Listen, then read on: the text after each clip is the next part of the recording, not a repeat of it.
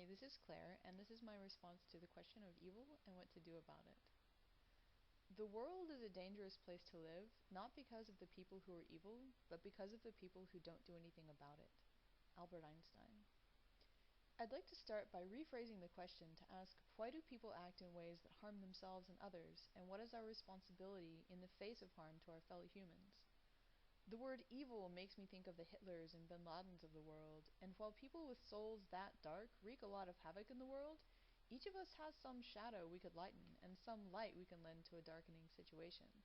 Also, I'd prefer to link my thoughts on this topic primarily to what I can personally do in real life to minimize harm to others, since I feel that it's at this most personal level where we can accomplish the most real good with the least empty rhetoric. So to begin with, I think we harm others because it seems like the easiest way of getting to some imagined goal of happiness for ourselves. Whether that means getting something I want at your expense, or lashing out at you before you can harm me.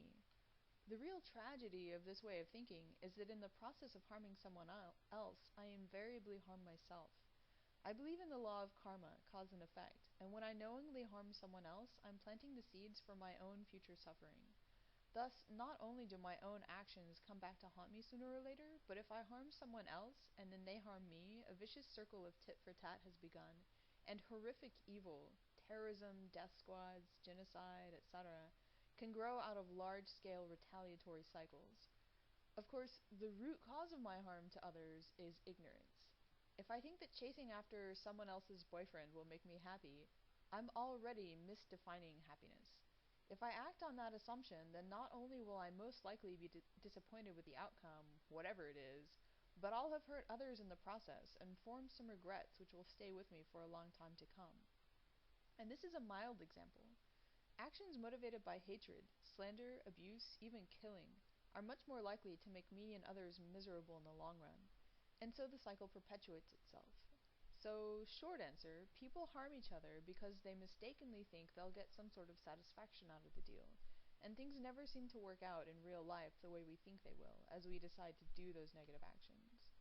When it comes to the second half of the question, the answer is simple. Oppose the harming of others in all its forms. To paraphrase Henry David Thoreau, we can let our lives be the wrenches thrown into the machinery of injustice. In this context, I'd like to explain a single word that's had a huge impact on my life: satyagraha. This is the word Gandhi used as he struggled to formulate his concept of an active, non-violent resistance to injustice, and my favorite translation of it is the not quite literal soul force.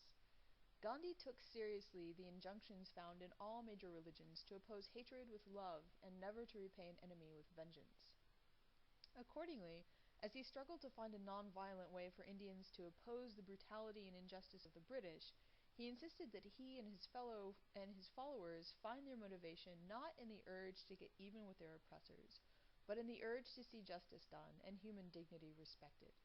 Gandhi believed that this soul force derived from being in the right, letting go of hatred for the other, and throwing one's whole being into the struggle against injustice, and he believed this force was invincible if practiced properly.